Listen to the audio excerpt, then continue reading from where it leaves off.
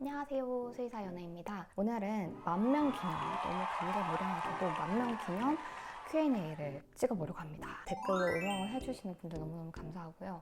사실은 제가 이런 숫자의 구독자를 가질 거라는 기대가 없었어요. 굉장히 개인적이고 그냥 일기장 같은 느낌으로 쓰는 거라서 아무튼 너무 감사드리고요. 앞으로도 저도 이제 많은 사람들한테 도움을 줄 수 있는 그런 사람이 되고 싶어요.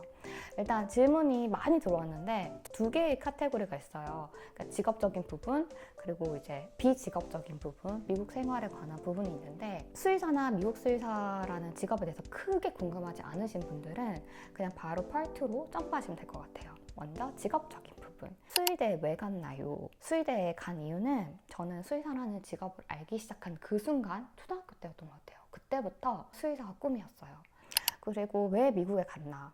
미국에 간 이유는 제가 이제 수의사로서 자리를 잡고 일을 하고 있던 시점에 이게 내 커리어의 끝이면 좀 허무하겠다라는 생각이 들었어요. 왜냐면 저는 수의사가 너무너무 되고 싶었던 사람이고 이 분야의 전문성을 조금 더 가지고 싶은데 제가 국내에서 큰 병원에서 일을 하고 있었는데 여기서 더 나아갈 수 있는 방법이 뭘까라는 생각을 하다가 그냥 막연하게 그러면 외국을 좀 가볼까? 이렇게 생각을 한 거죠. 너무 당연한 수순이죠. 그래서 그러면 그냥 미국이나 가지 뭐 이러면서 미국 수의사를 준비를 한 거예요. 그러다가 이제 미국에 와서 고생을 많이 하게 됐죠. 그리고 미국 수의사가 되는 법, 한국 면허가 통용이 되나요? 통용이 되지 않습니다. 통용이 되지 않고 미국 면허를 다시 따셔야 돼요. 그런데 중요한 거는 한국 면허가 있으신 분들은 미국 수의대를 다시 다니지 않고 미국 면허 시험을 볼 수 있는 자격이 주어져요. 근데 그 자격이 주어지는 데는 두 가지 패스가 있어요. 근데 하나는 페이브라는 패스고 두 번째는 ECFVG라는 방법인데 둘 다 이제 장단점이 있는데 짧게만 설명을 드릴게요. 저는 페이브를 했어요. 페이브는 여러분들이 1년 동안 수의대 4학년 학생들이랑 같이 학교를 다녀야 됩니다. 클리니컬 로테이션을 수료를 하고 미국 국가고시를 패스를 하면은 면허를 받게 되고요. 학교를 다녔기 때문에 취업 비자를 1년짜리 취업 비자를 줘요. 그러면 그 취업 비자를 가지고 그린카드 스폰서를 받는 병원을 찾아서 영주권을 받는 게 일반적인 수순이고요. 내가 1년 동안 나는 학교를 다니고 싶지 않아. 학비도 너무 비싸고 학비가 거의 한 7천만 원, 8천만 원 하니까 굉장히 비싸죠.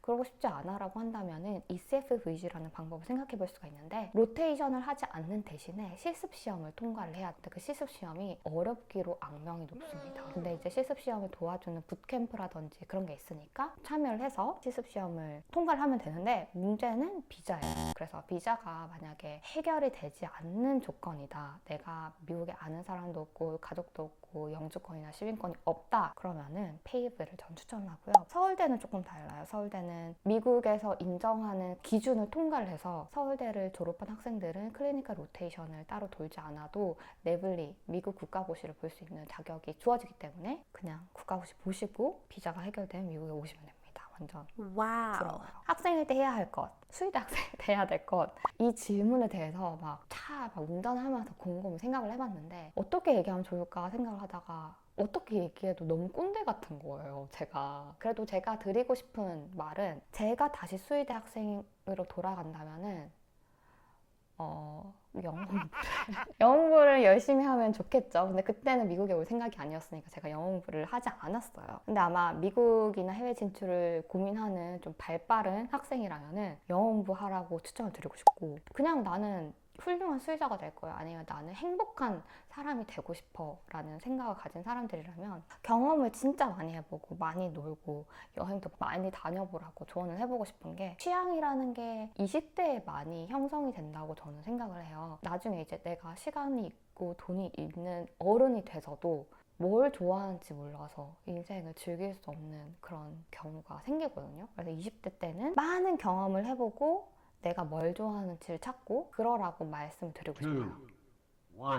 꼰대 같았나요? 그리고 직업적 스트레스 극복 방법은 무엇인가요? 사실 저는 이 스트레스가 장단점이 있다고 생각해요. 내가 만약에 스트레스를 전혀 받지 않는다. 그러면은 동기부여가 안 될 것 같아요. 내가 수의사로서 어느 정도 직업적 스트레스를 받아야 한다고 저는 생각을 하거든요. 책임이 무거운 직업이니까. 근데 가끔씩 이 스트레스가 나의 일상생활을 방해할 정도의 스트레스다 그러면 그거는 무조건 해결해야 되죠. 근데 사실 제일 좋은 방법은 이런 말 하기엔 조금 빈약한 스타일이지만 운동이 제일 좋은 것 같아요. 가서 왜냐면 몸이 힘들면 마음이 힘든 게 조금 잊혀지잖아요. 그래서 나가서 산책도 하고 러닝도 하고 헬스장 가서 무거운 것도 조금 들고 그러고 나서 몸이 많이 힘들고 맛있는 거 집에서 먹고 자면 많은 부분이 해결이 돼요. 그리고 남은 감정들은 시간이 지나고 거기에 더 이상의 에너지를 쏟지 않으면은 자연스럽게 분해가 된다고 믿거든요. 마일드한 감정들은. 그리고 잠을 잘 자는 게 너무너무 저한테는 중요해요. 잠을 못 자면은 예민도가 확 상승을 해서 조그만한 자극으로도 스트레스를 심하게 받거든요. 뭐 잠을 잘 자는 방법은 사실 뭐 저 같은 경우는 저는 영양제의 도움을 좀 많이 받았어요. 그 트립토판이나 멜라토닌, 마그네슘, L테아닌 뭐 이런 종류의 수면 질을 조금 높여주는 영양제들이 있어요. 그런 거 조금 먹고 카페인 끊고 일주일 동안은 잠을 푹 자려고 노력을 합니다. 직업의 전망은 어떤가요? 수의사로서의 전망은 한국은 잘 모르겠어요. 왜냐면 한국은 너무 경쟁이 심해져가지고 모든 병원들이 너무 팬시해지고 모든 사람들이 너무 highly over educated 됐기 때문에 한국은 여기서 이제 경쟁에서 살아남으려면 투자를 굉장히 뭐 자기한테 투자도 많이 해야 되지만 병원에 투자도 굉장히 많이 해야 되는 그런 상황이잖아요. 근데 미국은 수의대 자체가 많지 않고 동물을 워낙 많이 키우는 나라라서 사실 백신만 해도 먹고 살 수 있어요. 한국에선 불가능한데. 쪼비 너무 귀엽다. 쪼비 잠깐 보여드릴게요. 미국은 앞으로 수의대가 조금 더 증설될 계획이라고는 하는데 그 전까지는 전망이 괜찮지 않을까. 그리고 한국도 전문직이니까 계속 일자리가 있고 계속 돈을 벌 수는 있을 거예요. 근데 수의사 내에서도 빈부격차라고 해야 되나? 그 격차가 심하거든요. 한국 전망은 조금 말씀드리기가 애매한 부분이 있어요. 혹시 수의업계에 종사하시는 분들이 있다면 댓글에 요즘 한국 상황이 어떤지 좀 알려주세요. 미국 동물병원과 한국 동물병원의 분위기 차이는 어떤가요? 근무 강도나 직장 내 분위기, 그리고 근무 시간. 분위기가 굉장히 차이가 많이 나요. 일단 제가 일했던 한국 동물병원들은 대형 병원이고 그래서 안에서 이제 위계 질서라든지 중환자들을 많이 보니까 좀 심각한 분위기가 있었어요. 근데 미국은 미국 사람들이 제일 중요하게 생각하는 덕목이 유머 감각이에요. 그래서 뭐든지 잠깐 웃으면서 해결하려고 하는 그런 것들이 많아서 한국보다는 훨씬 덜 경직된 분위기고 테크니션과 수의사의 역할이 많이 나뉘어져 있어요. 수의사는 의사고 테크니션은 간호사예요. 사람 병원에서 간호사가 하는 체열을 한다던가 수액을 준다던가 약을 준다던가 이런 일들을 테크니션들이 하지 수의사가 하지 않아요. 그러니까 수의사의 피지컬 노동 강도가 한국보다는 낮은 편이고요. 시간은 근무 시간은 요즘에 대부분 40시간을 일을 많이 하는데 수의사들은 요즘에 주 3일 4일 일하는 경우도 많은 것 같아요. 미국 수의대 입학을 할 때 국제학생이면 불리할까요? 사실 저는 이 질문에 대해서는 좀 답을 드리기가 힘든 게 제가 수의대 입학을 해본 적이 없잖아요. 그래서 국제학생이면 불리한지 안 한지 뭔가 확실하게 말씀드릴 수는 없는데 내가 포트폴리오만 좋고 비자 해결만 된다면 분리할 이유가 전혀 없다고 생각을 해요. 그런데 학교에서 만약에 나한테 F1 비자를 지원을 해줘야 되는 상황이다. 아무래도 학교는 그 페이퍼 워크가 귀찮으니까 그냥 미국인 학생을 뽑겠죠. 그래서 학교가 F1 비자를 지원해주는 학교인지에 대해서 알아보시는 게 더 중요할 것 같아요. 한국에서 수의대를 졸업하고 유학 가면 미국에서 어느 정도 수의사로 인정을 해주나요? 이거는 진짜 사바사예요. 사바사고 주바주? 캘리포니아 같은 경우는 한국인도 많고 한국 사람들이 많이 들어와 있고 한국이 선진국이라는 걸 알거든요. 근데 제가 공부했던 미주리는 나보고 이제 노스 코리아에서 왔나 사우스 코리아에서 왔냐 이런 것도 물어보고 한국이 되게 못 사는 나라일 거라는 생각을 하는 사람들이 간혹 있어요. 그런 사람들이 아마 좀 무시를 할 수도 있겠죠. 그러고 이제 내 역량을 내가 스스로 보여줘야 돼요. 내가 이 정도 안다라는 거를 PR을 계속 해야 미국 사람들은 얘가 진짜 알고 있구나. 제가 가만히 있으면 알고 있어도 너무 아는 척 안 해야지 하고 가만히 있으면은 얘는 모르나 보다 생각을 하니까 PR을 많이 해야 합니다. 학부 때 공부를 잘해야 되나요? 잘하면 좋죠.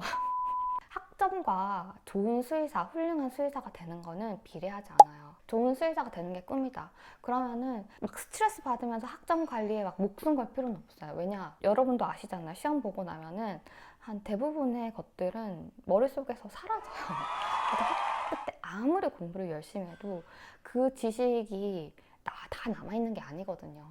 근데 학점은 좋으면 좋을수록 좋은 건 맞아요. 그렇지만 내가 아카데미아로 갈 게 아니다. 내가 석사, 박사하고 전문의하고 그런 게 아니다. 나는 그냥 좋은 수의사가 되는 게 꿈이다. 이러면은 그렇게까지 스트레스 받을 필요는 없다고 생각합니다. 그래도 양심상 3점대는 받자 이런 생각입니다. 동물병원에서 받아야 할 검사와 아닌 검사의 구분 방법이 있나요? 물론 검사를 많이 하면은 보호자한테는 금액적인 부담이 있지만 정보를 많이 알 수 있어서 좋고 수의사한테도 물론 좋죠. 그런데 비싸잖아요. 수의사가 이거 하라고 해서 그럼 저 이거 다 할게요 라고 할 수 있는 사람들이 사실 얼마나 되겠어요. 저는 이제 순위를 매겨줘요. 내가 제일 하고 싶은 거 이거고 그 다음 하고 싶은 거 이거고 이거 해서 다 만나오면 그 다음에 이거 하자. 이렇게 순위를 매겨주거든요. 그런 식으로 병원에 가서 우선순위를 매겨서 본인의 경제적 상황에 맞게 검사를 진행하시면 될 것 같아요. 다음 질문, 수의사의 이상과 현실. 제가 사실 이상과 현실이 어떻게 다른가요? 했는데 현실은 아는데 이상을 까먹었어요. 이 수의 업계에 발을 들인 지가 꽤 오래돼서 이상이 어땠더라? 그건 있는 것 같아요. 수의사가 되면 예쁜 귀여운 강아지 고양이 많이 보겠지? 현실은 동물병원에 오는 환자들의 대부분은 아프고 병들고 나이 든 환자들이에요. 그래서 보면은 마음이 많이 아프고, 두 번째는 정말 요즘에는 동물을 가족처럼 생각을 하지만 그럼에도 불구하고 반려동물에게 쓸 수 있는 경제적인 한계가 있단 말이에요. 돈이 아주 많지 않은 한 내가 이 친구를 어떻게 하면 덜 아프게 하고 치료해 줄 수 있는지 아는데 돈 때문에 치료를 포기하는 경우를 보게 돼요. 근데 그럴 때 약간 자괴감을 많이 느껴요. 왜냐? 내가 사람 의사라면 이런 자괴감을 좀 덜 느끼지 않을까? 해외 수의대를 꿈꾸는 학생들을 읽어보면 좋은 책과 경험. 사실 책은 미국 수의사가 하고 싶다 그러면은 저는 그 책 닥터 리의 좌충, 제가 쓴 거 아니고 닥터 리의 좌충우돌 미국 수의사 도전기라는 책이 있는데 그건 제 지인분이 쓰신 책이에요. 근데 저도 이제 미국 수의사를 준비할 때 그 책을 읽었고 되게 많은 도움을 받았고, 개인적으로도 이제 친분이 있으신 분인데 정말 꼼꼼하시고 야물딱진 선생님이시거든요. 그 책을 읽어보면 도움이 될 것 같습니다. 그리고 경험은 해외 경험을 많이 해보면 좋죠. 단순히 뭐 해외에서 실습을 많이 하라 이런 게 아니고, 사실 실습은 문과 4학년 때 충분히 하니까 여행을 많이 다녀보면 좋을 것 같아요. 여행을 많이 가서 외국에 그냥 가서 외국 친구들도 많이 사귀고 나를 낯선 환경에 막 노출시켜서 거기서 적응하고 살아남는 그런 방법들을 조금 빠르게 습득하면 좋을 것 같아요. 그리고 비자 때문에 한국에 돌아가는 수의사가 있나요? 라고 물어보셨는데요. 거의 없는데 있을 수 있어요. 가능성이 있고, 비자가 만약 영주권 이렇게 진행이 되다가 영주권이 이렇게 멈췄는데 내가 미국에 체류할 수 있는 비자가 없다. 그러면은 한국에 돌아가야죠. 안녕히 계세요, 여러분! 한국에 돌아가면은 그 영주권 프로세스가 거의 멈춘단 말이에요. 대부분은 그 동안에 학생 비자로 이제 체류를 연장을 하세요. 근데 학생 비자는 여기서 커뮤니티 칼리지를 다니거나 어학원을 다니거나 그런 식으로 해서 학생 비자를 유지하시는 분들이 있어요. 그러다가 영주권 받으면은 그걸로 이제 사시는 거죠. 그 다음에 이제 파트 2, 미국 생활에 관한 질문들에 대해서 답변을 해보겠습니다. 외로울 때, 무기력할 때, 번아웃 왔을 때, 우울할 때, 슬플 때 극복 방법이 있나요? 라고 여쭤보셨는데요. 일단 이러한 부정적인 감정들이 나를 지배해서 내가 일상생활을 할 수 없는 상태다. 그러면 여러분 전문가의 도움을 받으셔야 돼요. 요즘에는 그런 게 흠이 아니고 부끄러운 게 아니잖아요. 정말 아무것도 하기 싫고 막 가만히 있어도 막 눈물 나오고 막 뛰어내리고 싶다 이러면은 무조건 전문가를 찾아가시고요. 그런 게 아니라 그냥 조금 마일드하게 내가 컨트롤 할 수 있을 것 같은데 요 정도의 감정이라면은, 저 같은 경우는 무조건 친한 사람들한테 다 털어놔요. 털어놓으면서 조금 마음이 개운해지더라고요. 어느 정도의 한 50% 정도의 감정이 사그라지는 거를 많이 느꼈어요. 그러고 나서 나머지 감정들 있잖아요. 그 감정은 대부분 시간이 지나면은, 그리고 그 감정들에게 내가 에너지를 쏟지 않으면은 스스로 분해가 돼요. 자연의 모든 것들이 그렇잖아요. 가만히 있으면 분해가 되잖아요. 근데 조금 더 빠르게 분해를 시키고 싶다. 그러면은 몸을, 아까도 말씀드렸지만 몸을 힘들게 합니다. 몸을 조금 혹사시켜야 돼요. 나가서 걷든 뛰든 하이킹을 가든 헬스장 가든, 그러면서 몸을 혹사시키면서 몸으로 에너지를 써요. 그리고 내가 확실하게 원인을 알아. 만약에 직장에서 내가 너무 괴롭힘을 당한다거나 나를 너무너무 힘들게 하는 무언가가 있어. 그러면은 그 원인을 해결을 하셔야 해요. 참지 마시고 인생은 그렇게 참는다고 해결이 되는 게 아니니까. 인생은 짧으니까. 저의 MBTI와 혈액형이 궁금하시다는 우리 구독자님, 저의 MBTI는 ENFJ예요. 제가 옛날에 해보고 최근에 바뀌었나 해서, 왜냐면 미국 오고 나서 살짝 이 외향적인 성격이 덜해진 것 같더라고요. 제 느낌상. 나 혹시 I 아니야? 이러고 해봤는데 여전히 ENFJ로 나왔고요. 혈액형은 A형입니다. 그리고 영어 공부 방법에 대해서 정말 많이 질문 주셨어요. 제가 영어 공부에 대해서 할 만큼의 아직 수준에 도달했는지 셀프 검증 중인데, 일단 영어를 정말 못하는 사람에서 그래도 어느 정도 영어를 밥벌이를 하고 사는 사람으로 바뀌게 된 팁을 말씀을 드리자면, 여러분도 막 그런 영어 공부 잘하는 법 그거 찾아보면 그런 거 나오잖아요. 미드를 1000번 봐라. 이게 가능한 일입니까? 미드를 어떻게 1000번 보죠? 전 2번 보는 것도 힘든데. 제가 했던 방법은 그냥 학원을 등록을 했어요. 강남에 있는 학원을 등록을 하고 그냥 돈을 쓰고 나를 거기다가 갖다 앉힙니다. 그런 다음에 주변 이렇게 돌아보면은 영어 공부를 열심히 하는 사람들이 이렇게 많네? 이러면서 약간 자극을 받아요. 그러면은 조금 동기부여가 스스로 생겨요. 어느 정도 영어 공부에 동기부여가 됐을 때쯤에 전화 영어를 시작을 했습니다. 그래서 저는 전화 영어를 일주일에 5일, 그러니까 월요일부터 금요일까지 아침 7시부터 8시 출근 전에 1시간 동안 2년 동안 매일 했어요. 정말 그 전날 아무리 늦게 자든 아무리 피곤하든 그냥 무조건 했어요. 그러니까 어느 정도 영어에 대한 두려움이 조금 사라졌다고 해야 되나? 남편과의 러브스토리, 그리고 갑자기 결혼을 결심하게 된 계기, 가족 계획이 궁금합니다. 이런 게 궁금하시군요. 남편은 여기 서던 캘리포니아 와서 만났어요. 여기 와서 같은 동네에 살고 나이대도 비슷하고 그리고 아는 사람들도 겹치고 이래서 친구로 친해지게 됐는데, 이렇게 만나다 보니까 사람이 너무 괜찮더라고요. 그래서 이제 연애를 시작하고 나서 한 달 정도 뒤쯤부터 정말 진지하게 결혼 얘기를 둘 다 시작하기 시작했어요. 30대 연애의 좋은 점은 뭐냐면 서로 이제 각자 쌓인 데이터가 있잖아요. 그래서 사람을 그렇게 길게 보지 않아도 어느 정도 판단이 서요. 이 사람은 나와 맞는 사람이겠다, 아닌 사람이겠다. 그게 뭐 100%다 틀리다는 아니지만, 사계절을 사람 경험해봐야 된다 막 그런 얘기를 하지만, 그렇게 안 해도 어느 정도 이렇게 지내다 보면 나랑 맞는 사람이겠다, 아닌 사람이겠다라는 결론이 저는 쓰더라고요. 그리고 제가 미주리에 이제 혼자 이렇게 지내면서 막 그런 주거 침입도 있었고 많이 사람과 사랑이 고팠나 봐요. 그래서 미국에서 빨리 가족이 생기면 좋겠다라고 생각을 하고 있던 시점에 좋은 사람 만나서 조금 짧게 연애를 하고 빠르게 결혼했고요. 아직까지는 잘 지내고 있습니다. 그 다음에 가족 계획은 제가 저도 이제 나이가 30대 후반을 향해 가고 있고, 남편도 그러니까 가족 계획을 하긴 해야 되는데 둘 다 일을 하고 있고, 아기를 낳으면 이 아기를 어떻게 키우지? 라는 문제에 대해서 합의가 이루어지지 않았어요. 근데 언젠가는 해야겠죠? 어떻게 하면 좋을지 좀 조언을 해주세요. 어떻게 저도 이 문제에 대해서 계속 회피를 하고 있는 상황입니다. 그리고 미국에서 동양인 혐오가 있나요? 동양인 여성으로서의 위협을 느낀 적이 있나요? 제 예전 영상을 보신 분들은 아시겠지만 저희 집에 이제 어떤 남성이 침입을 해서 제 침대 밑에 숨어 있었던 적이 있어요.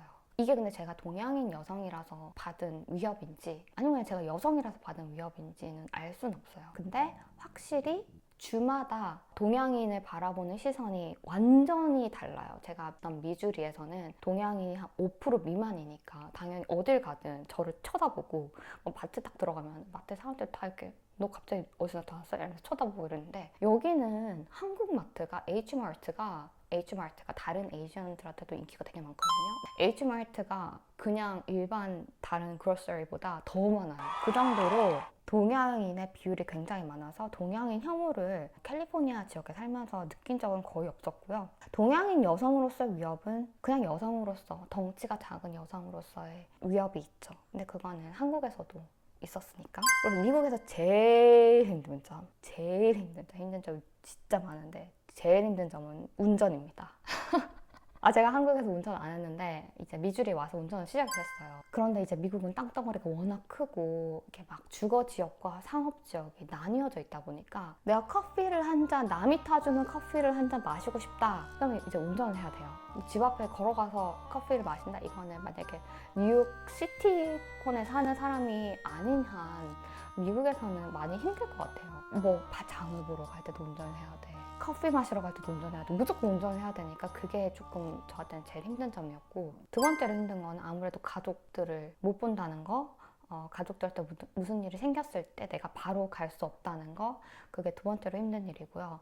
그 다음에 의외로 힘들지 않은 점들은 캘리포니아에는 한국 음식점이 되게 많아요. LA 한인타운에 한국 음식점들이 되게 많고 거기가 막 역사가 40년, 30년, 40년씩 된 한국 식당들이 많단 말이에요. 캘리포니아 와서는 거의 이제 한국 음식에 대한 향수병이나 이런 것들이 많이 사라졌고, 그리고 의외로 병원이 의료비가 그렇게까지 저한테 부담되진 않거든요. 저는 이제 보험이 있으니까. 제가 얼마 전에 MRI랑 CT도 찍었는데 제가 약간 시력에 그때 문제가 있었던 적이 있어서 지금 괜찮아졌어요. MRI를 찍고 그리고 제가 이명이 있어서 CT도 찍었는데 둘 다 자기 부담금이 0원이었어요. 보험회사가 다 커버를 해줬고, 저는 병원에 갈 때마다 30불 정도 본인 부담해야 되는 금액이 있고 나머지는 다 보험회사에서 커버를 해주거든요. 그래서 의외로 미국에 살면 의료비가 폭탄 맞을 것이다 라는 게 사실이지만, 사실 의료비가 워낙 비싸지만 내가 좋은 보험을 가지고 있으면 그 대부분 좋은 보험은 직장에서 나오거든요. 병원비가 그렇게까지 부담이 되진 않는다. 그런 거 있잖아요. 미국에 막 맨날 총기로 나를 죽일 것 같고 막 다 털어가고 노숙자 엄청 많고 마약에 다 찌든 사람도 많고 이런 부분이 매스컴에서 되게 많이 보여지잖아요. 근데 그게 사실이기도 해요. 어떤 지역에 가면은 그런 것들을 정말 한국 사람들이 보시면은 충격받을 정도의 그런 마약 중독자들, 노숙자들이 있는 곳들이 있어요. 그렇지만 미국이 워낙 큰 나라이기 때문에 지역마다 달라요. 저도 미주리에 살 때는 제 안전이 많이 걱정이 됐었고, 그런데 좋은 지역에 살면 살수록, 그래서 미국에서는 좋은 지역의 사람들이 많이 살려고 하고 안전에 대한 위협이 많이 감소를 하거든요. 그래서 저는 지금 제가 사는 지역은 꽤 안전한 지역이라서 저는 밤 9시, 10시에 사실 강아지 데리고 혼자 산책도 많이 가거든요. 근데 사실 저는 무서운 게 코요테가 더 걱정해요. 코요테가 계속 나타나가지고 동네 강아지들 물어가가지고 야생동물이 걱정이지 사람이 그렇게 무섭지는 않은 동네에 살고 있습니다. 다행이죠. 미국에서 최종적으로 이루고 싶은 것, 인생에서 최종적으로 이루고 싶은 것은 저는 이뤘어요. 제가 최종적으로 이루고 싶은 거는 함께 하고 싶은 반려자를 만나는 게 제 인생의 목표였어요. 미국에서의 목표라기보다는. 근데 어쨌든 만났고, 그 다음에 직업적으로 이루고 싶은 거는 전문성을 가지는 게 제 목표였기 때문에 전문의 과정에 들어가서 완료를 하는 것이 저의 직업적인 목표입니다. 비자 해결은 어떻게 하셨나요? 전에 다니던 직장에서 영주권 프로세스를 진행을 하고 있었어요. 근데 그게 이제 너무 오래 걸리고 있었는데 조금 딜레이가 많이 되고 있던 시점이었는데 제가 결혼을 하게 된 거예요.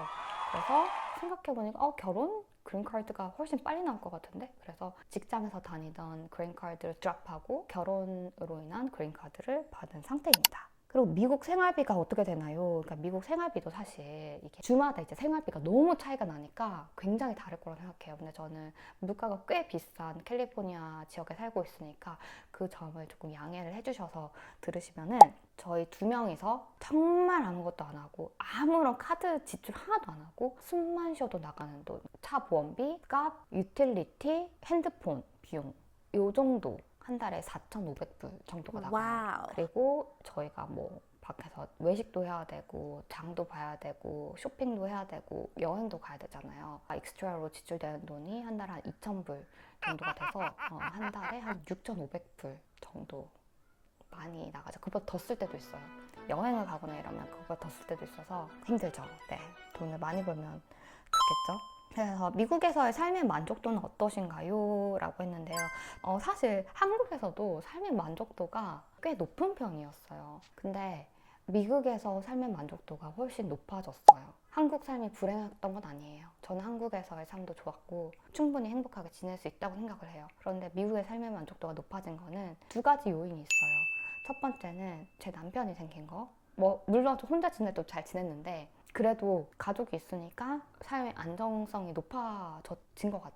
그리고 두 번째는 자연환경. 햇볕이 좋고 공기가 맑으니까 뭘 안 해도 사람이 기분이 좋아지더라고요. 그래서 그거 두 개? 다른 건 불편하죠. 미국에 살면 불편한 게 얼마나 많아요. 그리고 서부와 동부 어느 지역을 추천하시나요? 사실 저는 동부에 살아본 적이 없어요. 그러니까 뭐 여행은 여러 번 가봤지만 살아본 적이 없어서 동부가 어떻다 저떻다 말씀을 드릴 수는 없는데 뭐 일단 동부에도 한국 사람들 꽤 많이 살죠. 뉴욕이라든지 뉴저지라든지 그런 곳에도 한국인이 굉장히 많이 사는데 저는 추운 게 싫었어요. 한국에서의 그 겨울이 저는 너무너무 힘들었고 그래서 저는 서부를 선택을 했고 아직까지는 이 날씨에 만족을 하고 있습니다. 그리고 서부 사람들이 조금 더 칠해요. 동부 사람들은 제 남편이 어렸을 때 동부에 살다가 왔는데 동부 사람들은 일단 말이 되게 빠르고 사계절이 뚜렷한 지역에 사는 사람들은 성격이 조금 급하대요. 서부 사람들은 날씨가 항상 이렇게 좋으니까 살짝 이렇게 레이드백한 그런 느낌이 있는데 저는 그게 오히려 천성에 맞는 것 같더라고요. 그리고 늦깎이 수험생에게 조언. 늦깎이가 얼마나 늦깎이신지는 모르겠지만 일단 지금 수험생이라고 하셨으니까 뭔가 시작을 하신 거겠죠? 뭔가 공부를 시작을 하신 분이에요. 시작이 반이다라는 말이 있지만 저는 시작이 80%다 라고 말씀드리고 싶은 게 시작을 안 하는 사람들이 80%예요. 시작을 한 것만으로 일단 상위 20%에 든 거예요. 그리고 늦깎이가 얼마나 늦깎이신지는 모르겠지만 저도 영어 공부를 31살에 시작을 했잖아요. 이 사람이 요즘에 100세 시대인데 뭐 30대, 40대, 50대 저는 항상 새로운 시작할 수 있는 나이라고 생각하거든요. 시작을 했으면 80%를 달성한 거니까 축하해요. 그리고 아무튼 화이팅! 화이팅! 영어를 전혀 못하는데 미국 이민 가능할까요? 그리고 영어 공부에 기간은 얼마 정도로 둬야 될까요? 영어를 못하는데 미국 이민 가능하죠. 특히 뭐 코리아타운에 취직을 하실 생각이면은 한국인을 상대로 서비스업을 하시는 분들은 여기서도 영어를 못하시는 분들이 되게 많아요. 근데도 몇십 년 동안 되게 잘 살고 계시고 그리고 미국 와서 영어를 또 배우시면 돼요. 미국 와서 실생활에서 배우는 영어도 있고 뭐 ESL 클래스를 등록하실 수도 있고 영어가 저는 미국 이민의 벽이 된다고 생각하진 않아요. 그런데 용기가 중요하죠. 그리고 영어 공부의 방법과 기간은 사람마다 너무 다르고 사실 영어 공부의 지름길은 어렸을 때 이미 늦었죠. 많은 사람들이 늦었지만 어렸을 때 10대 때 가능하면 그때 영어 공부를 시작하는 게 제일 좋지만 그러지 않는다면 더 열심히 하는 수밖에 없죠. 어학연수가 답일까요? 어학연수를 갈 수 있으면 가는 게 제일 좋죠. 근데 모든 사람이 갈 수 있는 건 아니잖아요. 저도 못 갔고. 그러니까 어학연수가 답은 아니에요. 물론 지름길이 될 수는 있어요. 그래서 어학연수를 못 가면은 여러분의 삶의 그 패턴을 어학연수랑 비슷하게 만들어라. 학원에 가서 한 3-4시간 영어를 쓴다든지 영어를 계속 뭔가 틀어놓는다든지 그래서 저도 진행 중이라 영어 공부는 아무튼 이렇게 해서 저희 이제 길고 긴 Q&A가 끝났어요. 이게 편집이 어떻게 될지 모르겠는데 조금 덜 지루했으면 좋겠네요. 너무너무 감사하고 다음 영상에서 찾아뵙겠습니다.